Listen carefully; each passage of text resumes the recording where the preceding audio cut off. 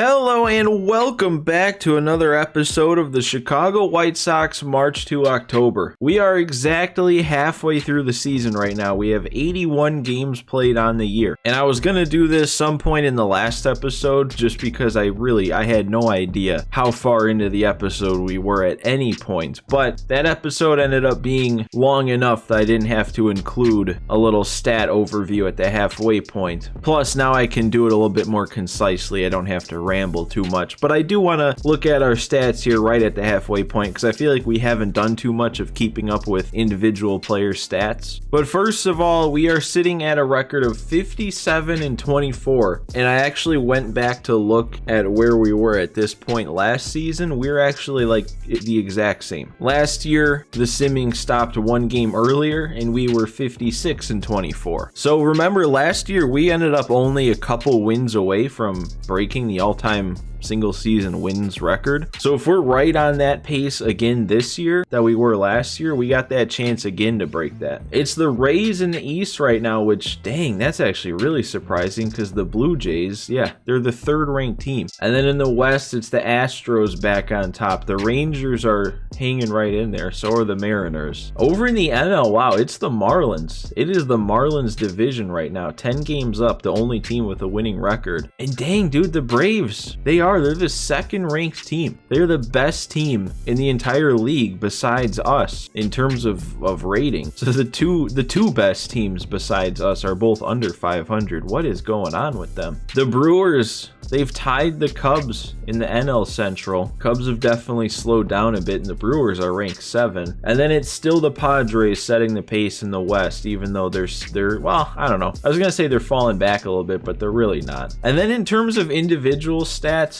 I guess we can go through. I'll actually go to the stat screen here so we can see everyone a little bit better. I'm going to sort by home runs first. Eloy has got the lead on the team for that. Shohei, he's got 20 of them. And then Luis Robert is at 19. Then we got Tim Anderson and Moncada rounding out the double-digit home run guys. And both of them are kind of surprising considering what they were at last year. With half the games played for, I think, both of them, yeah, just about. And both of them are actually 3 home runs away from what they had at the end of last year. The only problem is both of them have a lower batting average and are getting on base less than they did last year. And actually for Moncada, his slugging percentage is down. Must be all those doubles he hit last year that he's not hitting this year. So there's an argument to be made. They're both having worse seasons, but you can also just say they're having different seasons. Eloy is probably also having a bit worse of a season than last year. Sheets, Turner, and Vaughn, and I guess you could throw Sano in even though he's not a starter. I would say they all have somewhat surprisingly low home run amounts. I mean, halfway through the year, that would mean only 14 on the year. And Sheets last year had 23. Turner last year had 31. And then Vaughn last year had 27. So that would put all of them way off pace from what they did last year. And especially in Vaughn's case, he's just having a worse year overall. Still hasn't really recovered from the slow start. I mean, the OPS is like 200 worse. He's not slugging this year really at all. Same thing with Sheets. Sheets is not slugging. I mean, his average is right around where he was last year. Not too far off, but he's not drawing as many walks and he's not hitting as many extra base hits. Turner, though, I mean, the average and on base are pretty much the same. He's just not slugging like he was. Sano as the bench guy, starter against lefties, doing all right. Him too, though, those slugging numbers are way down. And it's not just because he's coming off the bench. I mean, if you look at the at-bats per home run, it's over 20 at-bats per home run for him. That's actually the most in his career. So he's hitting home runs at the slowest pace he ever has. Collins, his first year as a starter, he's doing all right. He's not doing as good as he did as a backup, but like you can't really expect him to. I'd say for a 77 overall catcher, that's more than okay for me. Don't really know how he's playing on defense because like errors don't really tell the whole story. Isaiah Kiner-Falefa off the bench has been really good for us. He's turned out to be a really solid signing. Batting over 300, on base over 350, slugging at like 450. I mean, he is, I guess, having the best year ever. He's never even had an OPS in the 700s, and now it's at 800. Engel's having a bit of a resurgent year too, off the bench. I saw him over 300 not too long ago, so that must have dipped recently. He's not really hitting homers, but it's Engel. You don't need him to. I don't know. I mean, it's still frustrating that they have him be the one that DHs when Ohtani doesn't, at least every time I've seen it. But knowing that he's hitting like this instead of like years past makes me feel a little better about it. We got Leury, who I really haven't seen anything about, even on my own looking at stats, but he's doing fine in his role as a backup. And then Barnhart, I mean, you don't really expect him to do much, but he's not doing much. Ohtani is pretty clearly our best player. I figured we all knew he would be. Luis Robert, I would say overall, is doing the best at the plate, but you know, you gotta factor in the pitching for Ohtani, which is insane. I also wouldn't say he's the best pitcher on our team. I would actually think Marquez or even maybe Cease have that role right now. But Ohtani's thrown the most innings. It might just be because he's made the most starts. Yeah, nobody else has made 17 starts. But Marquez, dude, he reminds me a lot of the Severino signing last year. Just kind of a mid to top end rotation guy, I guess, that we signed for not a whole lot of money. I mean, those are pretty similar contracts, and he's just come out here and had a really good year. ERA under 3, striking out a lot of dudes, not giving up nearly as many home runs, not playing in Colorado now. Who would have thought? Cease is finally having his dominant year. He'd been solid for us the first two, but he's finally now like establishing himself. So that's good. That's fun to see. Severino, he's, you know, pretty much the same as he was last year, maybe a little bit more walks, less strikeouts, but not by a whole lot. Skubal, though, he's made a couple more starts since our last one. He must have had, I don't know, I think we brought him in and he had like this same ERA, but then we threw a complete game shutout. But now he's back up to this ERA, so he must have had a couple of somewhat rough starts. Kopech in the pen. Looks like he's made 6 relief appearances. I don't know how many innings that translates to, but his numbers, I mean, he was at like a 559, so they're coming down a bit. And then Luzardo, he's doing pretty solid in the pen too. Our other bullpen guys, our bullpen, man, it is not performing as strong as I once thought, or especially as last year. I mean, Graveman, he started out the year good, been getting used a lot, and his numbers, kind of like Liam Hendricks, they've been coming crashing down, it seems like. ERA up over 4.5. I mean, he's not really giving up many bombs, but he's kind of walking some dudes, giving up a lot of hits, so I don't know what's going on lately with him. You can't really say Loizaga or Crochet are doing bad. ERA's like right, well, for Crochet at 3, and for Johnny Lasagna over here a little over 3. A lot of strikeouts, not a lot of walks though for Crochet, so I like seeing that. He's actually up to a 91 now. I wonder what he's gonna top out at. And then Aaron Bummer, he is, I mean, who would have thought after, I mean, 2 seasons of playing really good in very limited appearances, that now that the game's actually putting him in games, he's doing really good. He's given up 1 run in 17 and 2/3, just about 18 innings. Taylor Rogers has barely pitched. I mean, he hasn't pitched in months. And then Hendricks, I don't know what's going on. If I remember right, though, when we pitched with him last, his ERA was at like 4.8. Now it's at 4.34. So I guess he's getting it back on track. I don't know. He's already given up more runs than last year, more homers in less innings. But also, like, he must just be getting used a lot more. So who knows, that could factor in. I think I'm gonna keep him in the closer spot for now. But if in another couple weeks or a month of simming it gets worse, like if we see an ERA back up over 5 or 4.5, I might just have to throw Crochet in that closer role. So if all of our bullpen basically and a significant amount of our hitters are having worse seasons than last year, I'll be honest, I don't understand how we have the same record, how we are on the same pace. But we are, and wins are wins no matter how you get them. You can win 57 games 2-1, and all 24 losses you lose 8-1. It's still a 57-24 record. But let's get into some gameplay here. I mean, not much because we got 2 outs in the 9th with 2 on, but we gotta hold them. We gotta get out of a little jam against the Dodgers, pick up a win against a pretty good team. It's Hendricks out there again. It looks like he's worked himself into this jam. Should be easy, right? Just gotta get 1 out. James Outman up, their 9-hitter. Up and away on 2-2. Okay, he's not making it easy. This reminds me a lot of Hendricks' last outing. I mean, I think all of those fastballs he's fouled off and all the off-speed he's taken out of the zone. Okay, at least, I mean, he fouled it off, but at least he swung. Come on. Come on, you know he went around. Dude, what is happening? Why can't Hendricks just strike guys out? Swing and miss, there we go. It has been labor intensive to get these last couple saves with Hendricks. It's really worrying me. I mean, he was amazing last year. This is the whole reason why I decided to bring him back. And then when he started this year with like 17 innings before giving up a run or even a walk, I thought I was the smartest guy ever to bring him back. All right, what do we got here? We got some momentum.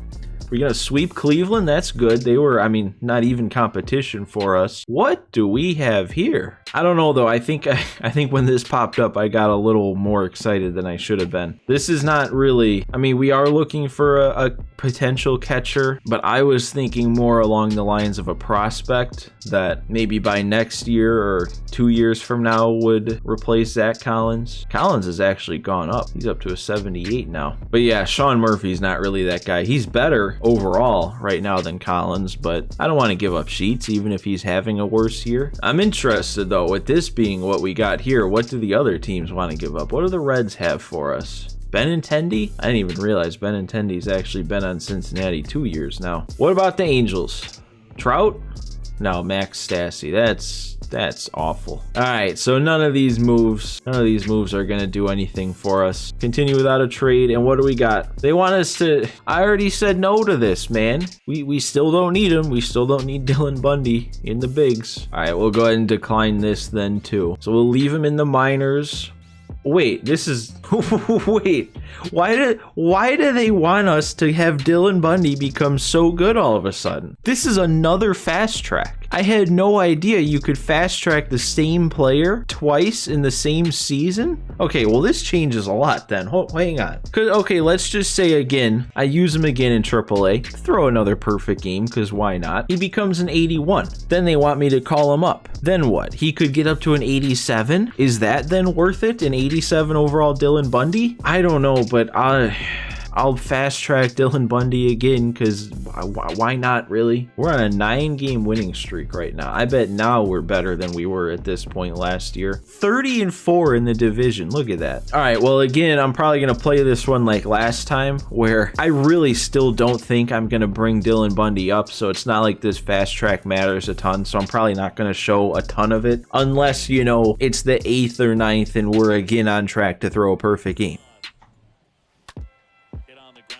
All right, well, that's 2 more perfect innings in the books. I don't know. You know, it's funny that this is happening. It's intriguing to think of what could happen if after this I do call Dylan Bundy up and he does get up to like an 86, 87 overall. But the more I sit here and think about it, I'm actually kind of frustrated.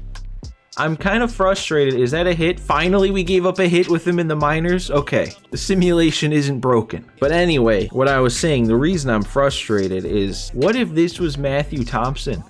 What if this was an actual pitching prospect that could come up and do something for us? If this exact scenario played out, but with him instead of Dylan Bundy, that would be game-changing for the future of this team. Because remember, Dylan Bundy, he started out at, I think, a 69 overall. Matthew Thompson is a 73, and he's been a 73 for a while. He might even be up to a 74 now. But if we had the same +6 using him in the first fast track, he goes from a 73 to a 79, maybe up to an A potential. I don't think I would have brought him up. I don't think I really would have been tempted to. So then we get another fast track with him to get him from then that 79 up to an 85. Then at that point, I probably would call him up and we could get him up to a 90. He could have been, if we had this exact same scenario with Matthew Thompson instead of Bundy, we could have turned Matthew Thompson into a 90 plus overall 23-year-old 22-year-old A potential. Before even playing in the major leagues, he would have full 6 years of team control, being a 90 plus that whole time. That would have been crazy, but no. Instead, we're using a 31-year-old Dylan Bundy.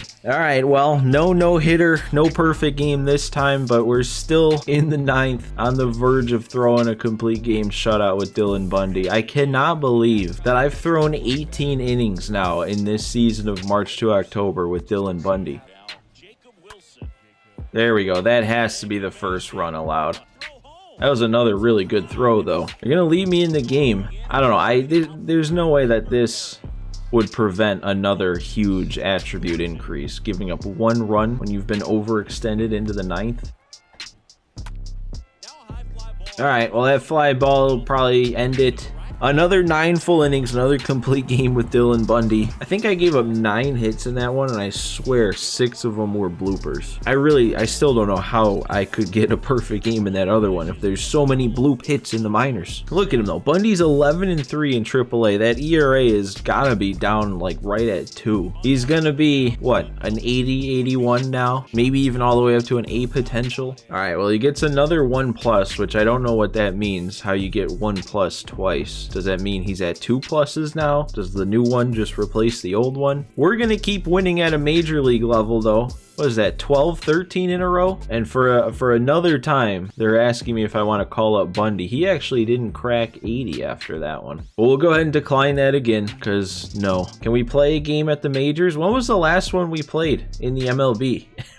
we played game 82, and then I swear we've simmed like the last 15 and haven't lost any. We got a 5-star rating, shattering expectations. I mean, if we were thinking that we were, you know, in the hunt for the most wins of all time back when it was 57 in 24, now that it's 72 in 24, I think we're looking pretty good to break some records here. And we're still simming. I thought we'd be done simming. What did we add in? I don't know if we added on 1 or 2 more, but we got to beat the Tigers to keep our winning streak alive. We did add 2 more on. How are we only expected at 111 wins? Wow. And I just kind of scrolled through, looked at surface level home runs and batting average on everybody. Nobody's like made some significant improvement. I mean, Luis Robert hasn't even hit a home run in the last 20-ish games. Everyone is basically right where they were before, or maybe slightly better. We're on an 18-game winning streak, and nobody is playing better than they were before it. I don't know. Maybe I shouldn't be confused. Maybe it makes perfect sense, and I'm just the idiot here. I don't know, man, but I think I'm gonna save this for the next episode. I know there probably wasn't like any gameplay in this, was there? But I've already been recording for an hour, and this is a relatively longer moment here. So I don't know. Again, I don't know what this episode is going to turn out to be. Hopefully we rein it in a little bit next time. Maybe we get some more normal things happening. Maybe no more Dylan Bundy in AAA. But yeah, guys, that is where I'm going to end this one. So make sure to leave a like for me if you enjoyed. Make sure you hit that subscribe button if you're not already subscribed. So guys, thanks for watching today. Thanks for stopping by, and I'll see you next time.